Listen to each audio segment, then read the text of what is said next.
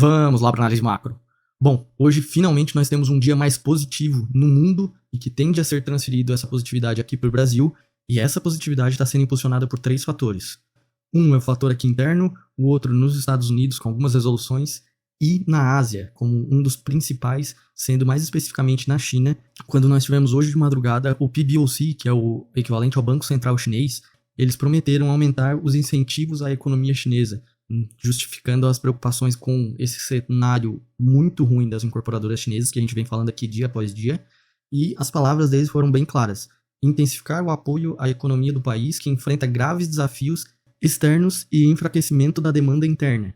E também falaram, com as palavras deles, que a ajuda vai ser mais precisa e energética. Isso tudo reflete positivamente para a gente aqui no Brasil, pelo fato de os chineses serem os nossos principais clientes, e automaticamente tende a gerar uma precificação de alta para a nossa abertura da bolsa aqui, e pressão de queda para o dólar aqui internamente, que também é benéfico. E já falando de Brasil, hoje nós teremos o primeiro encontro entre o Lula e o Roberto Campos Neto, que é o nosso presidente do Banco Central. Esse encontro vai acontecer às 5h30 da tarde, e esse encontro, apesar de aparecer um momento normal da agenda do presidente da República, ele ganha mais notoriedade pelo fator de que é o primeiro encontro desde que o Lula foi eleito, e vem depois de meses e meses em que o Lula vinha tecendo críticas ao Roberto Campos Neto, inclusive que ele chamava ele de tinhoso, teimoso, este cidadão.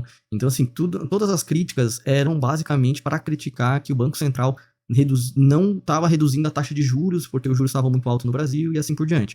E o Banco Central, sempre nos seus comunicados, deixava bem claro que quando fosse o momento ia ter as reduções, assim por diante, e também para que as reduções de juros viessem, dependeria do compromisso das metas fiscais, né?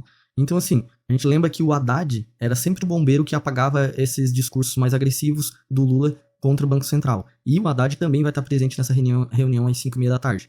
Então, isso é visto como positivo pelo mercado, porque a gente sabe que enquanto ninguém se conversa, fica só no diz-que-me-diz, começa a gerar muitos ruídos. A partir do momento que o Lula realmente se encontra com o Roberto Campos Neto, pode minimizar muito esses ruídos aleatórios que a mídia começa a generalizar, e aí vira aquela bola de neve, né? Então, está sendo visto como positivo esse primeiro encontro para hoje, e não é algo que tende a refletir, assim, basicamente direto na bolsa, mas amenizando o cenário político, já dá mais liberdade para os investidores se sentirem mais otimistas, principalmente se as entrevistas pós-reunião forem positivas, né?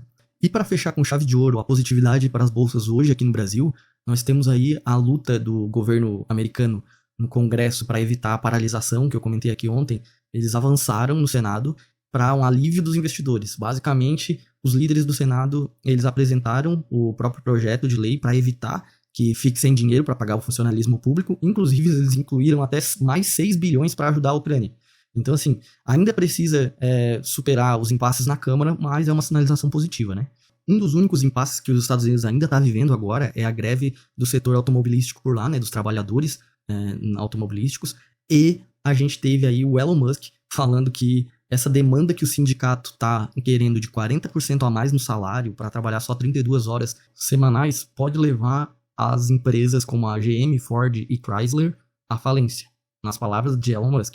Então, assim, obviamente, ele é um concorrente direto, né? Então, ele vai querer inflar, mas é algo que tende a ser observado porque realmente 40% a mais nos salários pode dar uma azedada no cenário das empresas automobilísticas, o que tende a refletir para frente. Não é o que reflete para os mercados hoje. Hoje, sim, nós temos uma positividade aí, com uma possível abertura da nossa bolsa aqui no Brasil em alta e queda para o dólar. Inclusive, ontem, os estrangeiros venderam o dia inteiro o dólar aqui. Então, a gente tem sim uma positividade a mais para esse cenário de recuperação das quedas de ontem.